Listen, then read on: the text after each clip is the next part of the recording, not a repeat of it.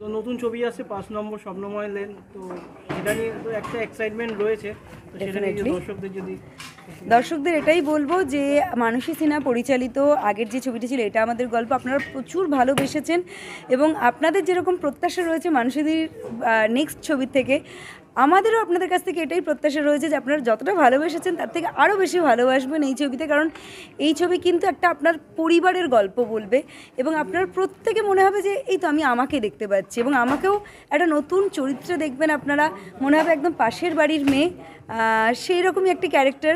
প্রত্যেকের সাথে আপনারা রিলেট করতে পারবেন, প্রত্যেকটা ইমোশনের সাথে রিলেট করতে পারবেন।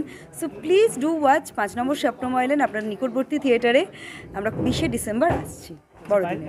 পর সেই দিনই 20 তারিখে কিন্তু অনেকগুলো সিনেমা রিলিজ, একদম। কোথাও গিয়ে কি একটা হাড্ডাহাড্ডি লড়াই হবে বলে মনে হচ্ছে? না না, আমি লড়াইতে বিলিভই করি না। আমি বিলিভ করি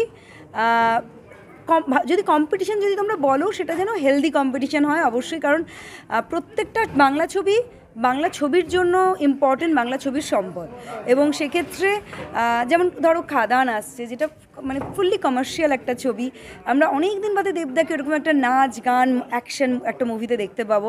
সো আমি লুকিং ফরওয়ার্ড যে আমি কবে গিয়ে এই ছবিটা দেখবো। এবং আমাদের যে ছবিটা আমরা এটা একটা কমপ্লিটলি একটা ঘরোয়া ছবি, একটা সম্পর্কের একটা গল্প বলে যে ছবিটা, সেরকম একটি ছবি। সো প্রত্যেকটা প্রেক্ষাপট হয়তো আলাদা।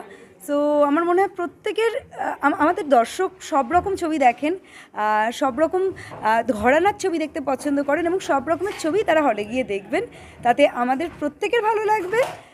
মানে দর্শক হিসেবেও বলছি, শুধু আর্টিস্ট হিসেবে নয়, দর্শকদেরও ভালো লাগবে বিভিন্ন টাইপের, কারণ আমাদের অনেক দিন আছে কিন্তু ছুটির মরশুম 25 তারিখ থেকে সেই 1 তারিখ বা আমরা চলতে থাকে এই ছুটির মরশুমটা। তো প্রত্যেক দিন একটা করে ছবি দেখুন, নতুন নতুন ছবি আসছে এবং বাংলা ছবির পাশে থাকুন, বাংলা ছবি দেখুন, বাংলা ছবির সাথে থাকুন। মানসীদির ডিরেকশনে কাজ করার এক্সপিরিয়েন্সটা কেমন? ভীষণ ভালো, মানে যেই কারণে মানসীদির ছবি একটা অন্যরকম অ্যাপিল করে দর্শকদের কাছে সেটা হচ্ছে সিম্পলিসিটি, একটা ন্যাচারাল, যেটার ভেতরে কোনো রকম ভনিতা নেই, কোনো রকম মেকআপ নেই। এবং খুব ইন্টারেস্টিংলি জানো কি, আমি এই ছবিতে উইদাউট মেকআপে, নট অনলি মি, সব অ্যাক্টাররা উইদাউট মেকআপে শ্যুট করেছে। মেকআপ আর্টিস্ট থাকে না, মানে একজন হয়তো রইলো ওইটুকুই, মানে একটু টাচ আপ করে দেওয়া ঘামলে টামলে, উইদাউট মেকআপ। কারণ মানসীদির কাছ থেকে এটা শিখেছি যে এটা তো একটা পরিবারের গল্প এবং দর্শকরাও কিন্তু আমাদের পরিবার, আমাদের বৃহত্তর পরিবারের পার্ট। তো পরিবারের মধ্যে যেমন আমি মেকআপ করে বসে থাকি না বা পটের বিবি সেজে বসে থাকি না, সেরকম দর্শকদের কাছেও কিন্তু আমরা ফ্যামিলি মেম্বারের মতোই এই ছবিতে আসছি। তোমার দেখে মনে হবে আরে ইনি তো আমার জ্যাঠামশাই, ইনি তো আমার ছোটদিদা, তোমার এটা মনে হবে। এই ইমোশনটা কিন্তু ছবিটার পরতে পরতে রয়েছে।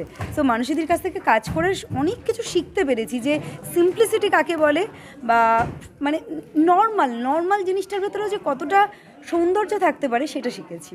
প্রায় 3টে ভাষায় তুমি কাজ করো সব সময়, তো কলকাতায় আসতে হয়, আবার তোমাকে বাইরে যে কতটা চাপ হয়?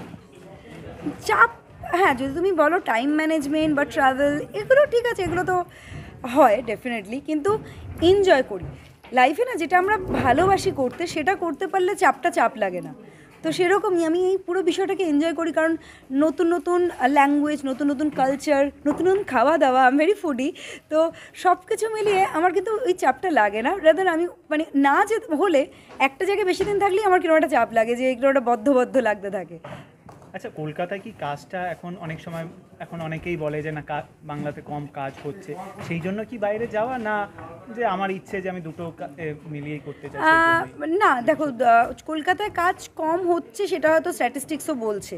আমরা যদি আগের বছরও দেখি কতগুলো ছবি রিলিজ হয়েছে এবছর, সেটা কিন্তু হচ্ছে এবং সেই জন্যেই আমাদের একটা প্রচেষ্টা যাতে কিনা মানুষ আবার হলমুখী হয়, আবার ভালো ছবি তৈরি হোক কলকাতায় এবং মানুষ আসুক। কিন্তু নট অনলি দ্যাট, মানে অ্যাকচুয়ালি সেটা রিজন না। আমার ক্ষেত্রে আমি চেয়েছি বম্বেতেও কাজ করতে, কারণ হিন্দি ছবি বা সাউথের ছবির তাদের যে এক্সপোজারটা হয়, তাদের যে প্যাটার্ন অফ ওয়ার্ক হয়, টেকনিক্যালি সাউথ ভেরি সাউন্ড। তো সেটা কিন্তু একটা অন্যরকম এক্সপিরিয়েন্স, সেটা আমাকে একজন আর্টিস্ট হিসেবেও অনেকটাই মানে পলিশ করে বা আমি অনেক কিছু শিখতে পারি। তো সেই কারণেই কিন্তু আরও বিশেষ করে বাইরে যাওয়া। বাট সাউথে কাজ করে তো আমি মানে সিরিয়াসলি ভেরি হ্যাপি, মানে এত ভালো কাজ হয় এবং দে আর না ভেরি ডেডিকেটেড প্রত্যেকে, মানে each and every member of the team সবাই খুব ডেডিকেশনের সাথে কাজ করে। বাট কলকাতাতেও ডেফিনেটলি করে, যার জন্যই কলকাতায় এত ভালো ছবি হচ্ছে এখন। তো সব মিলিয়ে প্লিজ তোমরা এই 25শে ডিসেম্বর থেকে 1 জানুয়ারি অবধি সব কটা ছবি কিন্তু দেখবে হলে গিয়ে। থ্যাংক